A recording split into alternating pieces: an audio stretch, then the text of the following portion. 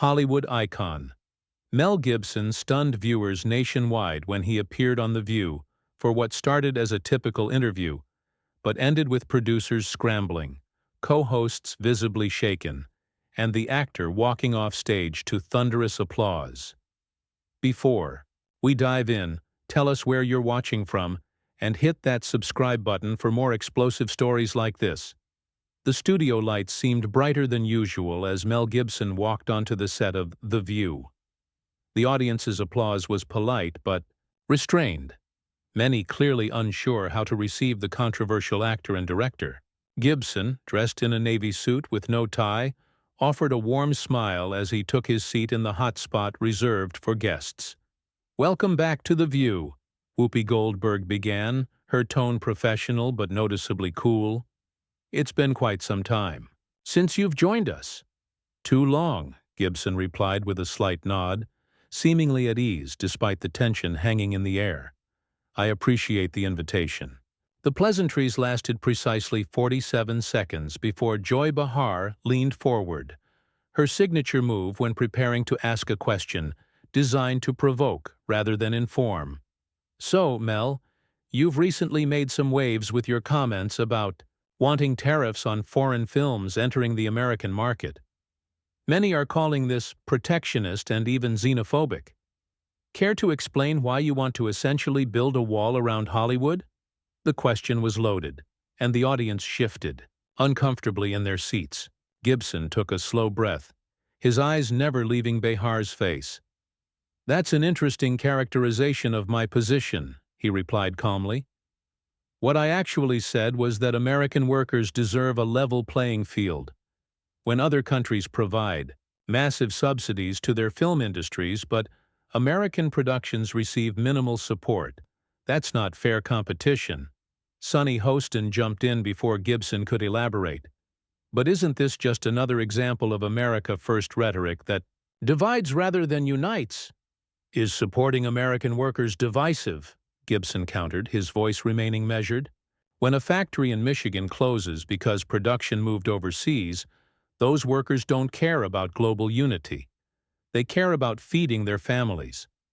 The entertainment industry employs millions of Americans, not just actors and directors, but carpenters, electricians, caterers, drivers," the audience murmured, some nodding in agreement.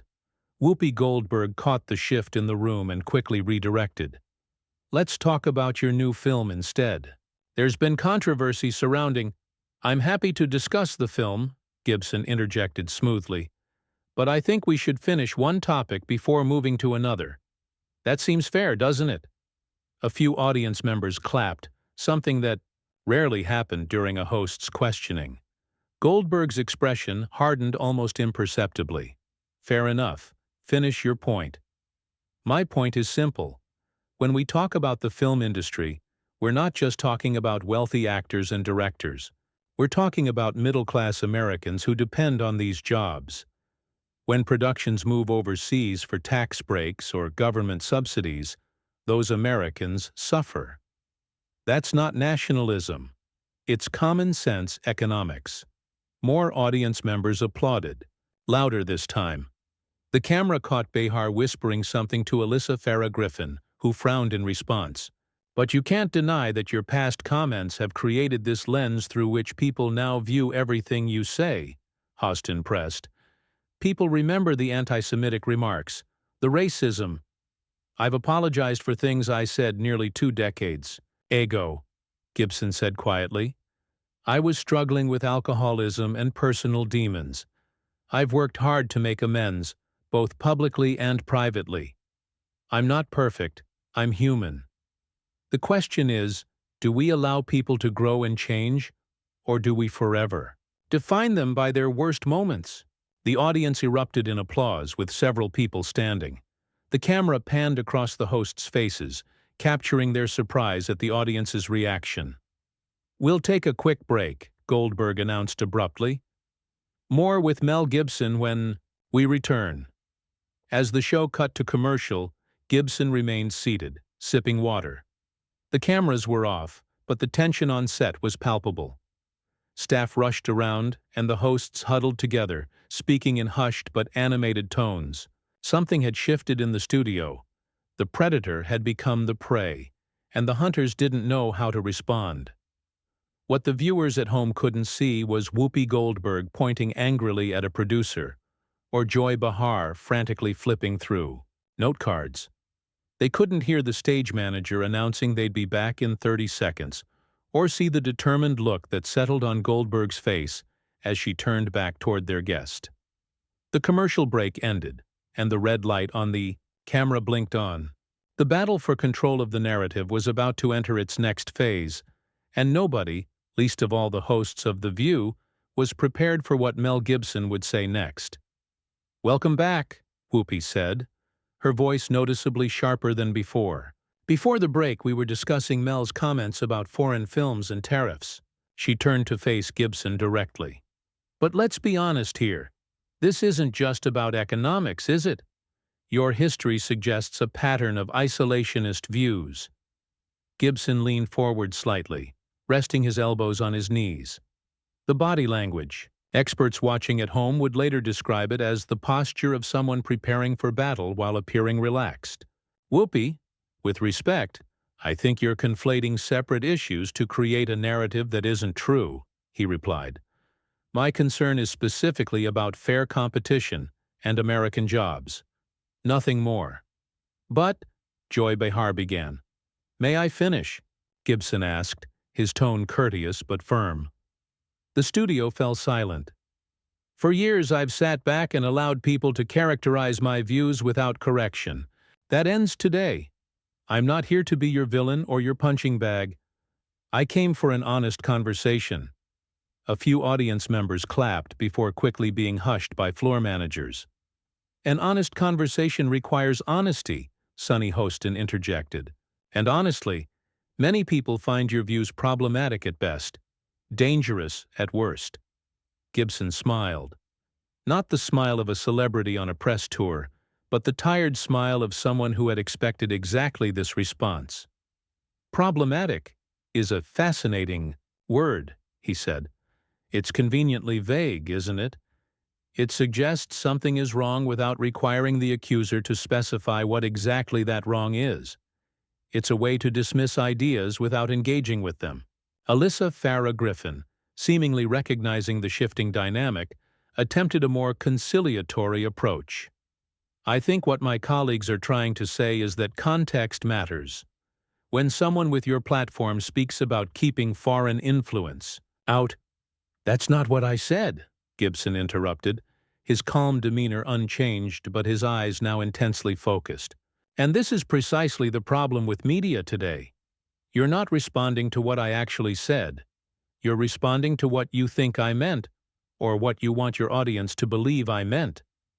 The camera caught Whoopi Goldberg signaling frantically to a producer off-screen. Later, insider reports would claim she was asking for Gibson's microphone to be lowered.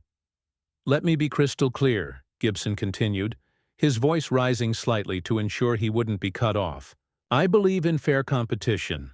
I believe American workers deserve protection from unfair foreign subsidies. And I believe we can have that conversation without accusations of xenophobia or racism." "Your words may say that," Whoopi countered, "but your history—" "My history is exactly that. History," Gibson said. The studio grew completely silent as he continued. "I've made mistakes, terrible ones. I've said things I deeply regret. But I've also spent years working to be better, to understand why I failed as a human being in those moments." He paused, looking directly at each host in turn. "What I find interesting is that in a culture that claims to value growth and redemption, certain people are never allowed to evolve past their worst moments. We're forever defined by our mistakes, never by our attempts to be better." The audience erupted in applause, louder than before. Several people stood. The camera panned across their faces, diverse in age and background, united in their response to Gibson's words. "That's not fair," Joy protested once the applause died down. "No, one is saying people can't change, but—" "Aren't you, though?" Gibson asked softly. Because I've apologized repeatedly. I've sought counseling. I've had honest conversations with Jewish leaders and organizations. I've done everything one could reasonably expect from someone who genuinely regrets their actions. Yet here we are, nearly 20 years later, and it's still the first thing mentioned whenever my name comes up. More applause. Whoopi glanced at her notes, visibly frustrated. This wasn't going according to plan. "Let's talk about your new film," she said abruptly. "I'd be happy to," Gibson replied, "but I think your audience deserves to hear the end of this conversation first." The audience clapped again, and this time a few people shouted words of encouragement to Gibson. The control room later reported that producers were frantically discussing whether to cut to another commercial break. "The truth is, I don't fit neatly into the boxes media figures like yourselves want to put me in," Gibson continued. "I'm deeply flawed. I've made serious mistakes, but I also employ hundreds of Americans on my productions. I've quietly donated millions to causes that help communities of all backgrounds, and I believe in an America where we can disagree respectfully without demonizing each other." The camera caught Joy Behar rolling her eyes, a moment that would soon go viral on social media. But it also captured the audience's reaction, rapt attention, nodding heads, and expressions that suggested Gibson's words were resonating. "We need to take another break," Whoopi announced, her voice tight with barely controlled frustration. "Actually," Gibson said, looking at his watch, "I believe we're nearly out of time for this segment. But before we go..." The tension in the studio was electric, as everyone waited for what would come next. Whatever battle plan the hosts had devised during the commercial break had clearly failed. Gibson now controlled the room, and the look on his face suggested he knew exactly what he was about to do. The tension in the studio was electric, as everyone waited for what would come next. Whatever battle plan the hosts had devised during the commercial break had clearly failed. Gibson now controlled the room, and the look on his face suggested he knew exactly what he was about to do. "Before we wrap up," Gibson said, his voice now carrying a weight that hadn't been there before, "I'd like to say something about why I really came here today." Whoopi shifted uncomfortably in her seat. "We're almost out of time." "It won't take long," Gibson assured her, his tone leaving no room for debate. "I came here knowing exactly what to expect. I've watched this show enough times to understand how it works, how you build someone up just to tear them down, how you claim to want dialogue but really prefer monologue." The audience was completely silent now, hanging on his every word. Even the cameramen seemed transfixed, the usual subtle movements of the equipment now still. "For years, I've watched as guests sit here and get ambushed, lectured, and talked over. I've seen the eye rolls when someone expresses a view that doesn't align with the approved narrative. And I've seen how you treat those who push back. They don't get invited back." Joy Behar's face flushed red. "That's not fair." "Let me finish," Gibson said quietly, and somehow those three soft-spoken words silenced her more effectively than a shout would have. "What bothers me isn't the disagreement, it's the pretense. You don't invite guests to have conversations. You invite them to be props in narratives you've already written." He turned to face the audience directly. "America deserves better than this. We deserve media that respects our intelligence enough to present different viewpoints fairly. We deserve conversations where people listen to understand, not just to respond." Several audience members stood, applauding. A producer frantically signaled from offstage, drawing a finger across his throat, the universal sign to wrap it up. "Hollywood has become an echo chamber," Gibson continued, either not noticing or not caring about the producer's signals. "Dissenting voices are silenced. Conformity is rewarded. And shows like this one enforce the boundaries of acceptable thought." Whoopi found her voice at last. "That's rich coming from someone with your history of..." "My history," Gibson interrupted, his calm finally breaking for just a moment as his voice rose, "is exactly what gives me the right to speak about this. I've been cancelled before it had a name. I've been the subject of hit pieces and character assassinations. I know how this machine works from the inside." He took a deep breath, visibly collecting himself. When he spoke again, his voice was measured once more. "But here's what. You and others like you don't understand. Most Americans see through it. They recognize insincerity. They resent being told what to think. And they believe in second chances and redemption, concepts that seem to have no place in your worldview." The audience erupted in the loudest applause yet. Now at least half were standing. Whoopi looked out at them, genuine shock registering on her face for perhaps the first time in the show's history. "We need to go to break," she said, but her voice was nearly drowned out by the audience. Gibson stood up. This wasn't in the plan. Guests were supposed to remain seated until the commercial break. A floor manager stepped forward uncertainly, then retreated when Gibson simply ignored him. "I didn't come here today to promote a film," he said, removing his microphone. "I came to make a point. For too long, shows like this have divided Americans, demonized those who think differently, and debased our national conversation." He placed the microphone carefully on the coffee table. The sound technician scrambled to adjust the levels as he continued speaking. "Today, I'm walking away, not because I'm angry or offended, but because some conversations aren't worth having.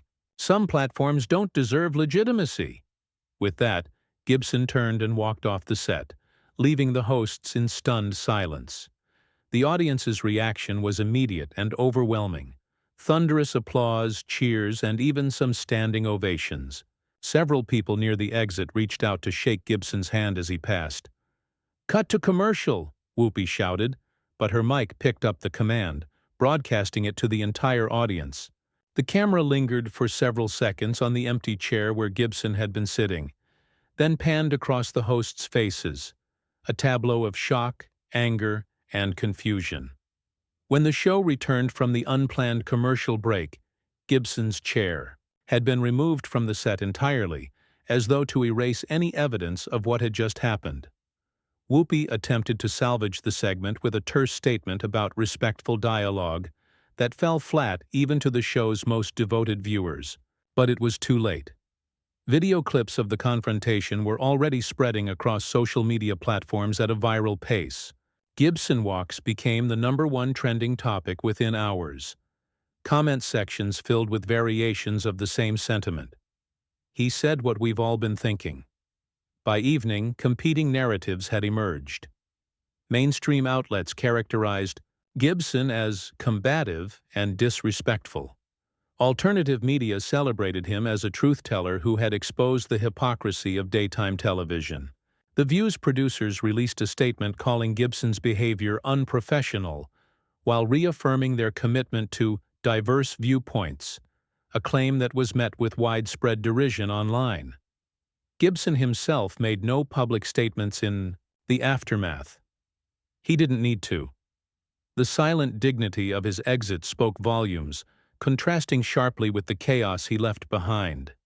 3 days later, ratings for The View dropped to their lowest point in 5 years. Network executives scheduled an emergency meeting to discuss the show's future. And across America, millions who had watched the confrontation unfold were left with a question that transcended politics and personalities. What happens when the audience no longer believes in the theater? For Mel Gibson, the answer was simple. You walk away and let the empty chair speak for itself.